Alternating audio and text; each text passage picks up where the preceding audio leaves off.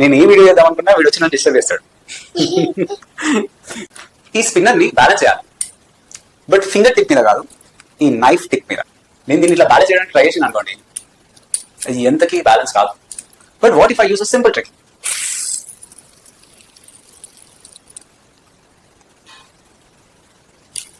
So what's physics behind this? Let's understand. The reason is simple. It is due to angular momentum, which is I times of omega.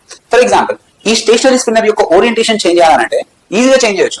అదే ఈ rotating spinner యొక్క orientation change చేయాలంటే కొంచెం difficult అవుతుంది. ఎట్లా అయితే ఈ stationery ball ని పిక్ చేయాలంటే ఈజీయో, అట్లనే మూవింగ్ బాల్ ని పిక్ చేయాలంటే difficult. The same thing applies. ఇది మోషన్ లో ఉంది కాబట్టి దీనికి ఒక లీనియర్ మూమెంటం ఉంటుంది, ఇది రొటేషన్ లో ఉంది కాబట్టి దీనికి ఒక యాంగులర్ మూమెంటం ఉంటుంది. సో ఎప్పుడైతే ఇది ఈ డైరెక్షన్ లో తిరుగుతుందో ఈ ప్లేన్ లో స్టేబుల్ గా ఉంటుంది. ఇప్పుడు అర్థమైందా మీకు?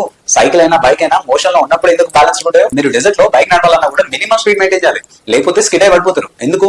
ఒమేగా వాల్యూ ఎంత ఎక్కువ ఉంటే యాంగులర్ మూమెంటం అంత ఎక్కువ ఉంటుంది, అంత స్టేబుల్ గా ఉంటుంది.